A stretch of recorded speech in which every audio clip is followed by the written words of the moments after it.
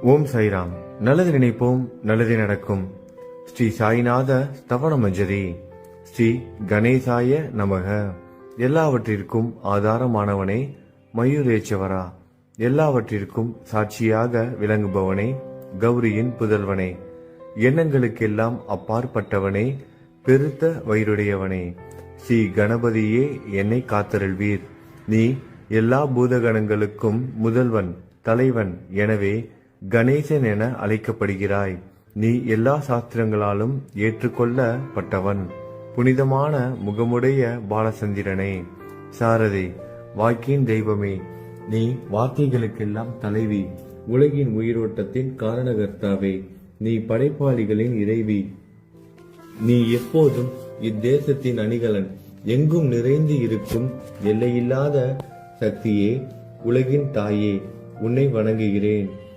பூரண முழுமையான பரபிரம்மே, மகான்களுக்கு பிரியமானவனே, பண்டரிநாதன் உருவில் வெளிப்பட்ட அவதாரமே, நீ அன்பு கடவுள், எல்லையற்ற கருணையுள்ளம் கொண்டவனே, பாண்டுரங்கா நரஹரி. பொம்மலாட்டக்காரன் தன் கையிலுள்ள கயிற்றால் பொம்மைகளை ஆட்டுவிப்பது போல் பிரபஞ்சம் எங்கும் நிறைந்து நின்று உலகை ஆட்டுவிக்கும் ஒரு பொம்மலாட்டக்காரன். உன் மெய்ப்பொருளை உய்த்துணர அறிவியல் ஏடுகளும் புனித நூல்களும் இன்னமும் முயன்று கொண்டுதான் இருக்கின்றன. மெத்த படித்தவர்களுக்கு நீ வெளிப்பட்டதே இல்லை. சக்கரபாணியே, அத்தகைய அறிவற்றவர்கள் வெறும் வார்த்தை ஜாலங்களிலேதான் சிக்குண்டவர்கள். மகான்கள் மட்டுமே உன்னை உணர்வார்கள். மற்றவர்கள் குழப்பமடைந்து உள்ளார்கள். உனக்கு பக்தியோடு கூடிய சாஷ்டாங்க நமஸ்காரத்தை செய்கிறேன். 5 முகங்கள் கொண்ட சங்கரனே, மனித மண்டை ஓடுகளாலான மாலை அணிந்தவனே, நீலகண்டனே, திகம்பர ஓங்கார வடிவானவனே, பசுபதியே, எல்லா நேரங்களிலும் எவருடைய உதடுகள் உன் பெயரை உச்சரிக்கிறதோ அவர்களது உலகியல் துன்பங்கள் உடனடியாக நீங்கிவிடும். ஜடாமுடியை தரித்த சிவனே, உன் நாமத்தின் சக்தி அத்தகையது. உன் பாதங்களை வணங்கி நான் சாயி புகழை கூறும் இந்த துதியை எழுதுகிறேன். இந்த அருட்பணி முழுமையடைய எனக்கு அருள்வாயாக. நீலகண்டா, ஆலகால விஷமுண்ட சிவனே.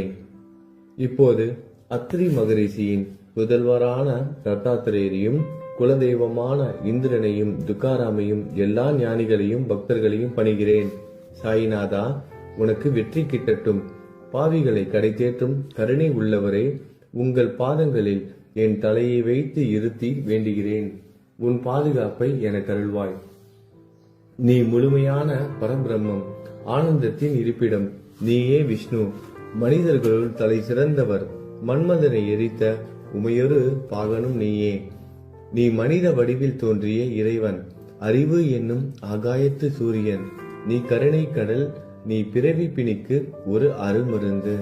நீ ஏழைகளுக்கும் கீழ்த்தட்டு மக்களுக்கும் விரும்பியதை கொடுக்கும் சிந்தாமணிக்கல். நீ உன் பக்தர்களை பரிசுத்தப்படுத்தும் தெய்வம். உலக வாழ்க்கை என்னும் சம்சார கடலில் மூழ்குபவர்களை காப்பாற்றும் ஓடம். நீ அஞ்சுபவர்களின் புகலிடம். நீ இந்த பிரபஞ்சம் தோன்ற முதற் காரணமான பரிசுத்த பேரின்ப பேருணர்வு சைதன்யம். நீ கருணையே உருவானவன். உனது பலவிதமான வெளிப்பாடுகளில் இந்த உலகமும் ஒன்று. நீ பிறப்பற்றவன், சாவும் உன்னை தொட முடிவது இல்லை. என் நீண்ட ஆழமான சிந்தனைக்கு பின் வெளிப்பட்ட கருத்தே இது. பிறப்பு இறப்பு என்பவை அஞ்ஞானத்தால் தோன்றும் வெளிப்பாடே. மகாராஜா, நீங்கள் இறப்பும் பிறப்பும் மற்ற சுதந்திர பறவை. தண்ணீர் நீரூற்றாக தோன்றினால் அதன் ஆதாரம் அங்கு இருப்பதாக அர்த்தமா? ஏற்கனவே அங்கு அது நிரம்பி இருந்தது. பூமியின் உள்ளே இருந்தது, ஊற்றாக வெளியே வந்தது, அவ்வளவுதான். மணற்படுகையில் நீர் ஊற்றாக வெளிப்பட்டதும் அது நீரோடை என்ற பெயர் பெற்றது. அதன் சரியான பெயர் ஊற்று. தண்ணீர் இல்லாவிட்டால் அது வெறும் மணற்படுகையே. அந்த மணற்படுகையில் தண்ணீர் ஊற்றாக வந்தாலும் அல்லது வற்றி போனாலும் தண்ணீருக்கு அதனால் ஒன்றும் ஆவது இல்லை. ஏனென்றால் தண்ணீர் அந்த மணற்படுகைக்கு எந்த விதமான முக்கியத்துவமும் கொடுப்பது இல்லை. ஆனால் அறியாமையால் மணற்படுகையோ நீர் நிரம்பி இருந்தால் அது பெருமைப்பட்டு கொள்கிறது. ஆகையால் நீர் வற்றியவுடனே அது மிகவும் மனவருத்தம் அடைகிறது. இந்த மனித உடலும் ஒரு விதத்தில் அந்த மணற்படுகை போன்றதே. புனித பேரின்ப நிலையை அந்த நீரூற்றின் தூய தண்ணீருக்கு ஒப்பிடலாம். இம்மாதிரி எண்ணற்ற மணற்படுகைகளை மனித உடல்கள் இருந்த போதிலும் அவற்றில் உள்ள நீர் பேருணர்வு எனப்படும் சைதன்யம் மட்டும் மாறுபடுவதே இல்லை. கருணை உள்ளவரே, நான் உங்களை ஆதியும் அந்தமும் இல்லாதவன், பிறப்பற்றவர் என கூறுவேன். அறியாமை என்னும் மலையை உடைக்க உதவும் இந்திரனின் கையில் இருக்கும் வஜ்ர ஆயுதம். இதுவரை இந்த பூமியில் எத்தனையோ எண்ணற்ற உயிரினங்கள் தோன்றி உள்ளன, இப்போதும் தோன்றிக் கொண்டுதான் இருக்கின்றன. வருங்காலத்தில் மேலும் எண்ணற்ற உருவங்கள் தோன்றதான் போகின்றன. அந்த ஒவ்வொரு தோற்றத்திற்கும் ஒரு தனி உருவமும் பெயரும் கிடைக்கும். இந்த உயிர்கள் ஒவ்வொன்றும் பெயராலும் தோற்றத்தாலும் மட்டுமே இவ்வுலகில் அடையாளம் காட்டப்படுகிறது. ஆகையால் அந்த சுத்த பேருணர்வு நிலையை நீ நான் என்று பிரித்து காட்டுவது சரியல்ல. ஏனென்றால் எது இரண்டாக தோன்ற முடியாதோ அதுவே உண்மையில் பரிசுத்த பேரின்ப பேருணர்வு சைதன்யம் எனப்படும். அது ஒன்றே அனைவரின் உள்ளும் ஆத்மா என்ற பெயரில் உள்ளது. மேலும் உண்மையை சொல்வதானால் அந்த ஒரே ஒரு சுத்த பேரின்ப பேருணர்வு நிலைதான் உலகம் முழுவதும் வியாபித்து இருக்கிறது. அப்படி இருக்கையில் நீ நான் என்ற வேற்றுமைகள் எவ்வாறு இருக்க முடியும்? நீருண்ட மேகத்தில் உள்ள நீரின் தன்மை உலகெங்கிலும் ஒன்றே. ஆனால் அது பூமியை அடைந்ததும் வெவ்வேறு தோற்றங்களை நதி, ஏரி, ஊற்று ஏற்கின்றன. கோதாவரி மணற்படுகையில் விழும் நீர் கோதாவரி நதி என்றழைக்கப்படும். அதே சமயம் கிணறு ஒன்றில் விழும் நீருக்கு அந்த சிறப்பு தகுதி கிடைப்பது இல்லை. கோதாவரி நதி மிகவும் புனிதமானது. நீங்கள் அதில் உள்ள நீரை போன்றவர். நாங்கள் குளம், குட்டை, சகதியில் உள்ள நீர் போன்றவர்கள். நம் இருவருக்கும் இடையே உள்ள வித்தியாசம் இதுதான். உங்கள் வாழ்வின் குறிக்கோளை அடைவதற்கு நாங்கள் உங்களிடம் வர வேண்டும். கூப்பிய கரங்களுடன் சரணடைய வேண்டும். ஏனென்றால் நீங்கள் ஒருவரை புனிதத்தின் உறைவிடம். புனிதமடைந்த கோதாவரி நதி மணற்பரப்பில் மழை நீர் பாயத் தொடங்கும் பொழுது அந்த நீர் புனித தன்மையை அடையும். அதை வெறும் தண்ணீராக மட்டும் கருதினால் அந்த தண்ணீர் தான் எல்லா இடங்களிலும் இருக்கிறது. கோதாவரி நதி தீரம் முழுவதும் புனிதமாக கருதப்பட்டது. பூமியின் அந்த மணற்பகுதி அதன் புனித தன்மையை நிர்ணயம் செய்கிறது.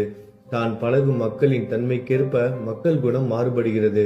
புனித ஆத்மாக்களின் சிறுகையால் அவர்களுடன் சேருபவர்களின் ஆத்மா ஒளிவிட தொடங்குகிறது. இல்லாவிட்டால் அது மாசுபட்டே இருக்கும். நீருண்ட மேகத்தினின்று கீழே விழுந்த நீரின் புனித தன்மையை எந்த பூமியின் பகுதி மாற்றவில்லையோ அந்த பகுதியை சாஸ்திரம் அறிந்தவர்கள் கோதாவரி என்று கூறுகிறார்கள். மற்ற பகுதியில் விழுந்த நீர் அந்த பகுதியில் உள்ள மண்ணின் குணத்தை ஏற்றுக்கொண்டது, புனித தன்மையை இழந்தது. மேகத்தில் இருந்த பொழுது பரிசுத்தமாக இருந்த நீர் அசுத்தமாகவும் கசப்பாகவும் உப்பாகவும் மாறிவிட்டது. 6 வித உட்பகைகளை அகற்றி காமம், கோபம், பேராசை, வெறுப்பு, அகங்காரம், பொறாமை புனித உடலெடுத்து வந்த குருதேவா தங்களை புனித மகான் என்று அழைப்பதே சாலப் பொருந்தும். ஆகவே நீங்களே புனித கோதாவரி. நீங்கள் புடம் போடப்பட்டதாலேயேதான் நான் உங்களை புனித கோதாவரியாக உருவகம் செய்கிறேன். இயங்கும் அத்தனை படைப்புகளிலும் நீங்கள் சிறப்புற முதன்மை பெறுகிறீர்கள். பிரம்மா உயிர்களை படைக்க ஆரம்பித்ததிலிருந்தே உலகம் தோன்றியது முதல் கோதாவரி நதி இருக்கிறது. நீர் நிறைந்து பாயும் அந்த நதியில் இன்று வரை தண்ணீர் வற்றியதே இல்லை. ராவணனின் எதிரியான ராமர் கோதாவரி நதியின் கரைக்கு வந்தபோது ஓடிக்கொண்டிருந்த தண்ணீர் இன்று வரை அதே இடத்தில் எப்படி இருக்க முடியும் என்று சற்றே யோசித்து பாருங்கள். கோதாவரி நதியின் மணற்படுக்கை மட்டும் அதேதான். தண்ணீர் கடலை சென்றடைந்து விட்டது. ஆனால் அந்த கோதாவரி நீர்ப்படுகையுடன் புனிதத்தன்மை மட்டும் என்றுமே மாறாமல் இன்று வரை அப்படியே உள்ளது. ஒவ்வொரு வருடமும் பழைய நீர் வெளியேறி புதிய நீர் அதற்குள் பாய்கிறது. உங்களுக்கு தெரிந்த வாழ்க்கை நீதிதான் அது. ஒரு நூற்றாண்டை ஒரு ஆண்டாக கணக்கிட்டால் அந்த நூற்றாண்டில் தோன்றிய முனிவர்கள் பாயும் நீரை போன்றவர்கள். அவர்களில் மிகப்பெரிய மகான்கள் அந்த நீரில் தோன்றும் அலைகள் போன்றவர்கள். இந்த புனித கோதாவரி நதியில் முந்தைய நூற்றாண்டுகளில் சனாதர், சனதர், சனந்தனர் போன்ற மகான்கள் வெள்ளமாக தோன்றினார்கள். பிறகு நாரதர், தும்ரு, துருவன், பிரகலாதன், மகாபலி சக்கரவர்த்தி, சபரி, அங்கதன், வாயுகுமாரனான அனுமான், விதுரர், கோபர்களும் கோபியர்களும் வெள்ளமாக தோன்றினர். இவ்வாறு இன்று வரை கடந்த நூற்றாண்டுகள் ஒவ்வொன்றிலும் ஒன்றன் பின் ஒன்றாக மகான்களாகிய வெள்ளம் தோன்றியது. அவற்றை எல்லாம் என்னால் ஞாபகப்படுத்தி கூற முடியவில்லை. சாய்நாதா, இந்த நூற்றாண்டில் 19ஆம் நூற்றாண்டு புனித கோதாவரி நதியில் சந்தேகத்திற்கு இடமில்லாமல் நீங்கள் வெள்ளமாக பாய்ந்தீர்கள். எனவே உமது தெய்வீகமான பாதங்களை வணங்குகிறேன் மகாராஜா. நான் செய்யும் தவறுகளை உங்கள் கவனத்தில் வைத்துக் கொள்ள வேண்டாம் என மன்றாடி கேட்டுக்கொள்கிறேன். நான் ஒரு எளியவன், அறியாதவன், தீய குணங்கள் கொண்ட மிகப்பெரிய பாவி. என்னை புறம் தள்ளி விடாதீர்கள், கைவிட்டு விடாதீர்கள். மட்டமான உலோகத்தையும் தங்கமாக மாற்றும் சக்தி கொண்ட ரசவாதக்கல் இரும்பினுடைய இயற்கையான தன்மைகளை பொருட்படுத்துவது இல்லை. கோதாவரி நதி தன்னுள் கலக்கும் சிறு ஓடைகளை திருப்பி அனுப்புவது இல்லை. அநேக தீய குணங்களை என்னுள் கொண்டவன் நான். உங்களது கருணை மிகுந்த பார்வையால் அவற்றை சடுதியில் அழித்து விடுங்கள். இது மட்டும்தான் உங்கள் அடிமையான தாஸ்கனுவின் வேண்டுகோள். ரசவாத கல்லின் தொடர்பு ஏற்பட்டும் இரும்பின் இயற்கை தன்மைகள் அளிக்கப்படாவிட்டால் குருதேவா, அது ரசவாத கல்லின் பெருமைக்கு இழுக்கு அல்லவா? என்னை பாவியாகவே இருக்கும்படி விட்டு விடாதீர்கள். தங்களை குறைவாக மதிப்பிட்டுக் கொள்ளாதீர்கள்.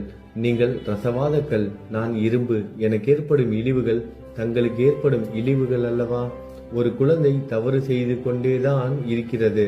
ஆனால் அதற்காக தாயார் கோபமடைவது இல்லை. இதை தாங்கள் நினைவில் வைத்துக் கொண்டு எனக்கு உங்கள் அருள் ஆசிகளை தாருங்கள். சத்குரு சாய்நாதா, நீங்கள் எனது கற்பக விருட்சம், சம்சார கடலை கடக்க உதவும் கப்பல். சந்தேகத்திற்கு இடமின்றி நீங்கள் ஒருவர் மட்டுமே என்னை கடை தேற்ற முடியும். நீங்கள் எனக்கு காமதேனுவாகிய பசு. நீங்கள் சிந்தாமணிக்கல், ஞானவானில் சூரியன் தாங்கள். நீங்கள் நற்பண்புகளின் சுரங்கம், சொர்க்கத்திற்கு ஏறி செல்ல உதவும் ஏணி நீங்கள். புனித செயல்களின் நிறைகள் நிறைய கொண்டவரை, பரிசுத்தமானவரை, சாந்தி மற்றும் பேரின்பத்தின் மொத்த உருவமே, இரண்டாக இல்லாதவரே, வேறுபாடு இல்லாதவரே, அறிவு கடவுளே, குறைகளற்ற முழுமையான அறிவாக உருவெடுத்தவரே, மனிதர்களில் உன்னதமானவரே, சாந்தி மற்றும் மன்னிப்பதின் உறைவிடமே, பக்தர்களின் அடைக்கலமே, என்னை ஆசீர்வதியுங்கள், என்னை ஆசீர்வதியுங்கள். சத்குரு மச்சீந்திரநாதர். கலியுகம் ஆரம்பித்தவுடன் மகாவிஷ்ணுவால் உலகம் உய்ய அனுப்பப்பட்ட 9 நாதர்களில் ஒருவர் நீயே. சிவன் நெற்றிக்கண்ணை திறந்தவுடன் அந்த அக்னியில் தோன்றிய மகாத்மா ஜாலந்தரும் நீயே. நீங்கள் மகாராஷ்டிராவில் தோன்றி பக்தி மார்க்கத்தை பரப்பிய ஞானிகள் நிவர்த்திநாதர், ஞானேஸ்வரர், கபீர்தாசர், ஷேக் முகமது, ஏகநாதர். நீங்கள் போதவா, தத்தகுருவின் குரு நீங்களே. பண்டரிநாதரின் அடியவர் சாவதா மாலி. நீங்கள் உண்மையில் ஆஞ்சநேயரின் மறு அவதாரம் ராமதாசர்.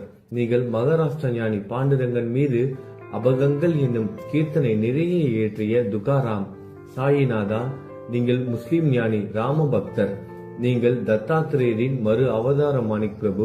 உங்களது இன்றைய அவதாரம் தோற்றம் மற்றும் உங்களுடைய எண்ணற்ற தன்மைகளை புரிந்து கொள்ள உண்மையில் கடினமாக இருக்கிறது. உங்களது ஜாதி குலம் பற்றிய எதையும் நீங்கள் எவருக்கும் வெளிப்படுத்தியது இல்லை. சிலர் உங்களை முஸ்லீம் என்கிறார்கள், சிலர் உங்களை பிராமணர் என்கிறார்கள். கிருஷ்ணரை போன்று எண்ணற்ற தெய்வீக லீலைகளை செய்வதெல்லாம் உங்களுக்கு ஒரு விளையாட்டு. ஸ்ரீ கிருஷ்ண பரமாத்மாவை பார்த்து உயிர்த்துணர்ந்த பல்வேறு மக்கள் பலவிதமான பெயர்களிட்டு அவரை அழைத்தனர். சிலர் அவரை யது குலத்தின் அணிகலன் என்றார்கள். சிலர் அவரை மாடுகள் மேய்க்கும் இடையன் என்றனர். யசோதை அவரை பச்சிலம் குழந்தை என்றாள். கிருஷ்ணனின் மாமனாகிய கம்சன் அவரை மகா காலன், உயிரை குடிக்கும் யமன் என்றான். அர்ஜுனன் அவரை எங்கும் நீக்கமர நிறைந்துள்ளவர் என்றான். அவ்வாறே குருநாதா, ஒவ்வொரு மனிதனின் மனநிலைக்கு ஏற்ப, அவரவர் எண்ணங்களுக்கு ஏற்ப உங்களுக்கு பெயர்களை சூட்டினார்கள். மசூதி நீங்கள் வாழும் இருப்பிடம். உங்கள் காதுகள் குத்தப்படவில்லை. இந்து மத வழக்கப்படி காதுகள் குத்தப்பட வேண்டும். பாத்தியா ஓதுவதை பார்த்து நீங்கள் முஸ்லிம் என்று கூறுவது பொருத்தமானதே. கருணாமூர்த்தியே, அதேபோல் நீங்கள் அக்னியை வழிபடுவதை பார்த்து நீங்கள் ஒரு இந்து என்று முடிவு செய்யப்பட்டது. இந்த வெளிப்புற வித்தியாசங்களை வீண் விவாதம் செய்யும் எண்ணம் கொண்டவர்களே விரும்புவார்கள். உண்மையான ஞானத்தில் ஆர்வம் கொண்டவர்கள் இந்த வெளிப்புற வேறுபாடுகளுக்கு முக்கியத்துவம் தரமாட்டார்கள். நீங்கள் பிரம்மத்தின் நிலையில் இருக்கிறீர்கள். ஜாதி குலம் போன்றவை உங்களுக்கு முக்கியமில்லை. நீங்கள் எல்லோருக்கும் மேலான உயர்ந்த குருவாகவும் இந்த பிரபஞ்சத்தை படைத்தவராகவும் இருக்கிறீர்கள். முஸ்லிம் இந்துக்களுக்கிடையே பகைமை உணர்வு ஏற்பட்டதால் அவர்களுக்கிடையே இணக்கமான உறவையும் ஒற்றுமையையும் ஏற்படுத்துவதற்காகவே நீங்கள் மசூதியில் அமர்ந்து அக்னி வழிபாட்டை நடத்தி உங்கள் லீலைகளை பக்தர்களுக்கு காட்டினீர்கள். நீங்கள் ஜாதி மதங்களுக்கு அப்பாற்பட்டவர். நீங்கள் பிரம்மமே. உண்மையில் அதுவே நீங்கள் உண்மையில் எண்ணங்களுக்கும் அப்பாற்பட்டவர். உங்களை பற்றிய வாத பிரதிவாதங்கள், ஊகங்கள், ஆதாரம் இல்லாத கருத்துக்கள் நடமாடும் இடத்தில் என் வார்த்தைகளுக்கு முக்கியத்துவம் எப்படி கிடைக்கும்? ஆனால் உங்களை பார்க்கும் பொழுது என்னால் மௌனமாக இருக்க முடியவில்லை. வார்த்தைகளால் போற்றுதலே உலக வழக்கில் உள்ள ஒரே வழக்கம். ஆகையினால் உங்கள் அருளாசியுடன் வார்த்தைகளால் எப்படியெல்லாம் போற்ற முடியுமோ அவ்வண்ணமே போற்றி புகழ்கிறேன். கடவுளின் நிலையை விட மகான்களின் நிலை வேறுபட்டு மிக உயர்ந்ததாகவும் இருக்கும். மகான்களின் அருகில் நான், எனது போன்ற எண்ணங்களுக்கு இடமே இல்லை. கடவுளை வெறுத்ததால் இரணியகசிபுவும் ராவணனும் கொல்லப்பட்டனர். மகான்கள் கைகளால் இத்தகைய துர்சம்பவங்கள் ஏற்பட்டதே இல்லை. அரசன் கோபிசந்தன் முனிவர் ஜாலந்தரை சாணக்குவியலுக்குள் புதைத்தான். ஆனால் அந்த நிலையிலும் அரசரின் அந்த செயலுக்காக அந்த முனிவர் வருத்தப்படவே இல்லை. அரசரின் அந்த செயலுக்கு நேர்மாறாக அந்த அரசனை சம்சார சூழலில் இருந்து விடுவித்து அவனை முக்தியடைய செய்தார். மகான்களின் சக்தி இப்படிப்பட்டதே. அவற்றை விவரித்து கூற முடியாது. மகான்கள் சூரியனை போன்றவர்கள். அவர்கள் கருணை ஒளிவிட்டு பிரகாசிக்க கூடியது. மகான்கள் சந்திரனை போல் இதயத்திற்கு ஆறுதல் கொடுப்பவர்கள். சந்திரனின் மேன்மையான ஒளிக்கதிர்கள் போல் அவர்களது அருள் ஒளி வீசும். மகான்கள் இதமளிக்கும் கஸ்தூரி போன்றவர்கள். அவர்கள் அருள் அதன் நறுமணம் போன்றது. மகான்கள் சாறு நிரம்பிய கரும்பு போன்றவர்கள். அவர்களின் அருள் அந்த கரும்பு சாற்றினை போல் இனிப்பானது. நிச்சயமாக மகான்கள் நல்லவர்களிடமும் தீயவர்களிடமும் ஒரே விதமாக நடந்து கொள்கின்றனர். அதற்கும் மேலாக பாவிகளிடம் அவர்கள் காட்டும் அன்பு அளவிட முடியாதது. கோதாவரி நதியில் அழுக்கடைந்த துணிகளை சுத்தம் செய்யப்பட வேண்டி வருகின்றன. சுத்தமான துணிகள் கோதாவரி நதியை நின்று வெகு தூரத்தில் பெட்டியிலேயே தங்கிவிடுகின்றன. பெட்டியில் வைக்கப்பட்டிருந்த அந்த துணியும் ஒரே ஒரு முறை கோதாவரி மணற்படுகைக்கு நன்றாக துவைப்பதற்காக வந்ததுதான். இந்த ஊமையில் பெட்டிதான் வைகுண்டம். நீங்களே கோதாவரி. கோதாவரி நதிக்கரையே நம்பிக்கை. எல்லா உயிரினங்களும் துணிகள். 6 விதமான மன விகாரங்களே அவற்றை பற்றியுள்ள அழுக்கு. அவை காமம், கோபம், கஞ்சுத்தனம், மதம், பொறாமை, மோகம் என்பவையே. தங்கள் பாதார விந்தங்களை வணங்குவதை கோதாவரியில் செய்யப்படும் புனித குளியல் எல்லா பாவங்களையும் மன அழுக்குகள் போக்கி சமத்தரே எங்களை சுத்தப்படுத்தும். சம்சார வாழ்க்கையில் உழலும் மக்களாகிய நாங்கள் மேலும் மேலும் பாவம் செய்கிறவர்களாக இருக்கிறோம். எனவே மகான்களின் தரிசனம் பெறுவதற்கு நாங்கள் தகுதியுடையவர்கள் ஆகிறோம். கோதாவரி நதியில் தண்ணீர் நிரம்பி உள்ளது. படித்துறையில் துவைப்பதற்காக துணிகள் வருகின்றன.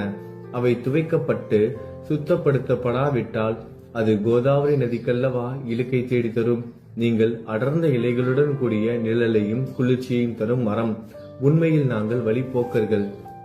எங்களை 3 வித துக்கங்கள், இயற்கை இடர்பாடுகளால் வரும் துன்பங்கள், நமது உடலுக்கு வரும் நோய் நொடிகள், அஞ்ஞானத்தால் நிரம்பிவிடும் பாவ மூட்டை எனப்படும் வெயில் சுட்டரிக்கின்றன. கருணாமூர்த்தியே, அந்த சுட்டரிக்கும் 3 வித தாபங்களின் வெப்பத்திலிருந்து எங்களை காப்பாற்றும்.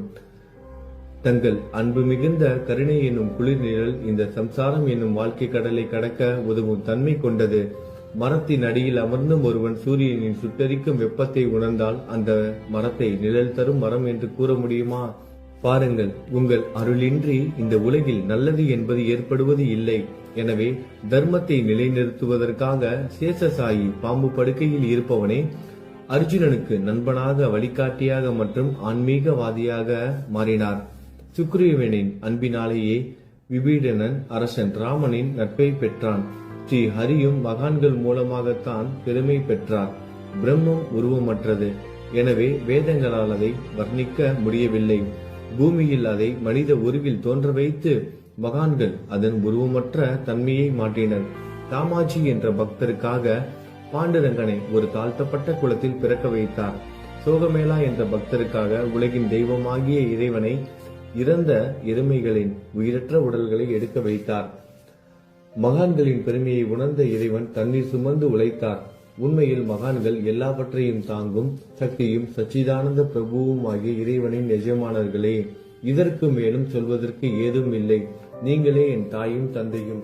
ஷீரடி கிராமத்தில் வசிக்கும் சத்குரு சாயிநாதா பாபா, உங்கள் லீலைகளை எவர் ஒருவராலும் உண்மையிலேயே முழுமையாக புரிந்து கொள்ள முடியாது என்கிற போது சாதாரண மனிதனாகிய நான் எவ்வாறு அவற்றை விளக்க முடியும் என்று கூறுங்கள். எல்லா உயிரினங்களையும் காப்பாற்ற நீங்கள் ஷீரடிக்கு வந்திருக்கிறீர்கள். மண் அகல் விளக்குகளில் வெறும் தண்ணீரை ஊற்றி அவற்றை எரிய வைத்தீர்கள். மிக குறுகிய மரப்பலகையை கொஞ்சம் ஊஞ்சல் படுக்கையாக்கி உங்கள் யோக சக்தியை உங்கள் பக்தர்களுக்கு காட்டினீர்கள். அநேக பெண்களின் மலட்டுத்தன்மையை முழுவதுமாக நீக்கினீர்கள். உதியின் மூலம் அநேக பேரின் வியாதிகளை குணமடைய செய்தீர்கள். இவ்வுலக சம்பந்தமான துன்பங்களை நீக்குவது உங்களுக்கு ஒரு பொருட்டே அல்ல. யானை ஒன்று எறும்பை சுமையாக கருதுமா? குருராயா, இப்பொழுது இந்த எளியவன் பால் கருணை காட்டுங்கள். உங்கள் பாதங்களில் சரணடைந்து விட்டேன். என்னை திருப்பி அனுப்பி புறம் தள்ளி விடாதீர்கள். மகாராஜ், நீங்கள் அரசர்களுக்கெல்லாம் அரசன். நீங்கள் குபேரனை விட செல்வம் அடைந்தவர். நிச்சயமாக தன்னிகரற்ற வைத்தியர். உங்களை விட மேலானவர் எவரும் இல்லை. மற்ற கடவுள்களை வணங்குவதற்கு தனித்தனியாக பூஜை பொருட்களும் வழிபாட்டு முறைகளும் உள்ளன. ஆனால் உங்களை வணங்குவதற்கு தகுதியான பொருட்களே இந்த உலகில் இல்லை. சூரியனின் ராஜ்யத்தில் தீபாவளி பண்டிகையை கொண்டாடுவது என்றால் எவ்விதமான பொருட்களை கொண்டு அதை கொண்டாடுவோம்?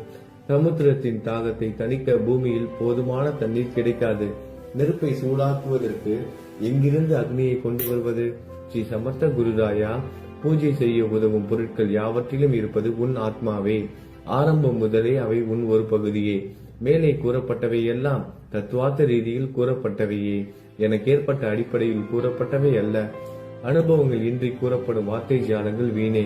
சம்பிரதாய சடங்குகளின்படி உங்களுக்கு பூஜை செய்ய வேண்டும் என்றால் அதனை செய்வதற்கு தேவையான பூஜை சாமான்கள் என்னிடத்தில் இல்லை என் குருநாதா. கருணையுடையவரை, அடிக்கடி என் கற்பனை திறனின் அடிப்படையில் உங்களுக்கு நான் வழிபாடு செய்கிறேன். அந்த வழிபாட்டை இந்த அடிமையிடமிருந்து ஏற்றுக்கொள்ளுங்கள். இப்போது என் அன்பு கண்ணீரால் உங்கள் கால்களை கழுவுகிறேன். உண்மையான பக்தி என்னும் சந்தனத்தை அரைத்து சாந்தாக்கி உமக்கு இடுகிறேன். அழகிய வார்த்தைகளால் எழுதப்பட்ட இந்த துதி என்னும் கம்னியை உமக்கு அணிவிக்கிறேன். இந்த புகழ் மாலையை உங்கள் கழுத்தை சுற்றி அணிவிக்கிறேன். என் கெட்ட குணங்களை தூபமாக்கி உமக்கு முன் எரிய விடுகிறேன். தீய குணங்களின் கூட்டு பொருளே ஆனாலும் அது எரியும் போது அதிலிருந்து தீய வாசனை எழுவது இல்லை. சத்குருவுக்கு முன்பு இல்லாமல் வேறு எங்காவது இந்த தூபம் எரிய விடப்பட்டால் அங்கெல்லாம் அந்த தூபத்தின் நிலை கீழே கொடுத்த மாதிரி ஆகும். அதாவது சாம்பிராணியை நெருப்பில் போட்டவுடன் அது பொசுங்கி அதில் உள்ள நல்ல மனம் என்ற நற்குணம் அதை விட்டு மறைந்து போகிறது. சத்குருவே, உமக்கு முன் அதை எரிய விட்டால் இதற்கு மாறாக நிகழ்கிறது. தீய தன்மைகள், அழுக்குகள் அக்னியில் எரிந்து விடுகின்றன. உலகம் பார்த்து சந்தோஷப்படும் வகையில் அதன் நற்குணம் அதிலேயே தங்கிவிடும். மனதில் உள்ள தீய குணங்கள் யாவும் எரிந்த பிறகு மனம் மாசற்றதாகிறது. கங்கையில் உள்ள மாசுக்கள் நீங்கியவுடன் கங்கை புனிதமடைகிறது. மாயை, மோகம் என்ற தீபத்தை உமக்கு ஏற்றி காட்டுகிறேன்.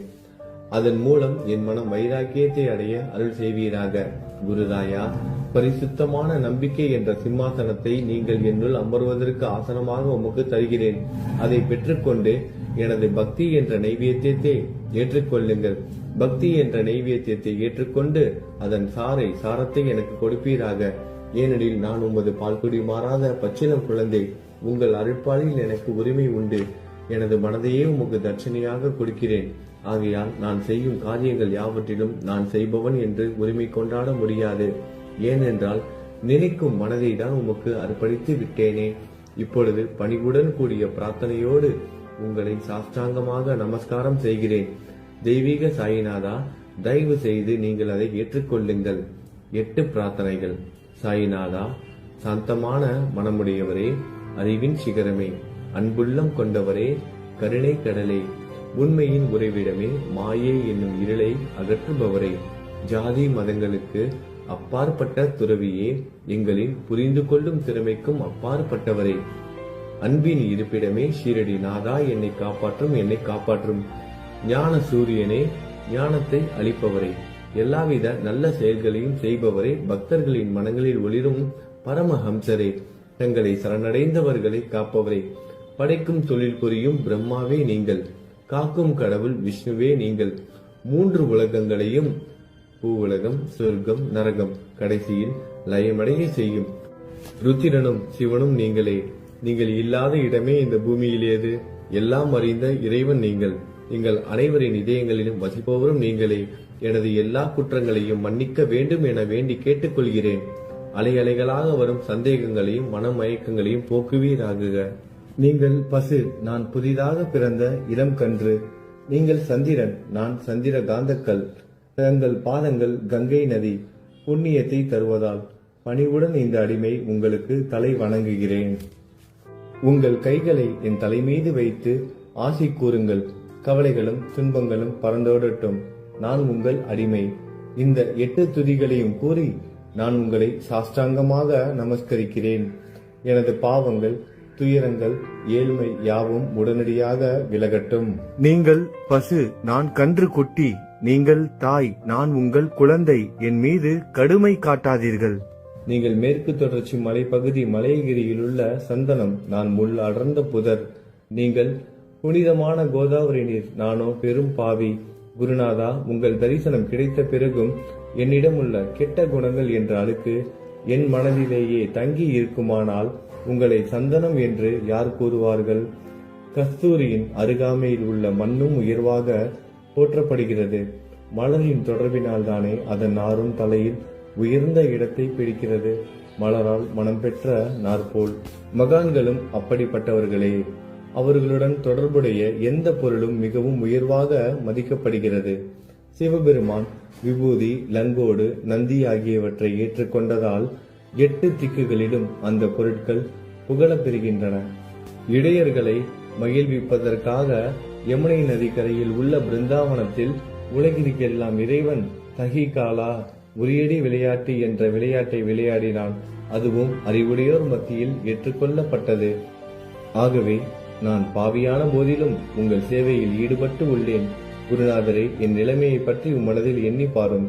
குருநாதா, லௌகீக உலகிலோ அல்லது ஆன்மீக வழியிலோ எந்த விஷயங்கள் எல்லாம் எனக்கு சந்தோஷத்தை கொடுக்கும் என என் மனம் சந்தேகம் இல்லாமல் நம்புகிறதோ அவற்றை எல்லாம் நீங்கள் எனக்கு அளித்தருள வேண்டும். உமது கருணையால் இந்த மாதிரி செய்துவிடும். எனது மனதை அடக்கி விடுங்கள். சமுத்திரங்கள் எல்லாம் தித்திப்பாக மாறினால் பிறகு அவை உப்பு கரிக்குமே என்ற பயம் தோன்றாதே. சமுத்திரத்தை தித்திப்பாக்கும் சக்தி உங்களுக்கு உண்டு. ஆகையால் தான் எனது இந்த வேண்டுகோள். தயவு செய்து இந்த வேண்டுகோளை நிறைவேற்றும். என்னிடம் என்னென்ன குறைகள் உண்டோ அவை அனைத்தும் உங்களுடையதே. ஆத்ம ஞானம் பெற்றவர்களில் முதலிடத்தில் உள்ள உங்களிடம் குறை என்பதை பொருந்தாதே. இப்போது இதற்கு மேலும் நான் ஏன் அதிகம் பேச வேண்டும்? நீங்கள் தான் எனது ஒரே அடைக்கலம். தாயின் இடுப்பில் உள்ள குழந்தை இயல்பாகவே பயமற்று இருக்கும். மகாராஜ், இந்த துதியை எவரவர்கள் அன்புடன் படிக்கிறார்களோ அவர்கள் ஒவ்வொருவரின் ஆசைகளை தயவு செய்து நிறைவேற்றும்.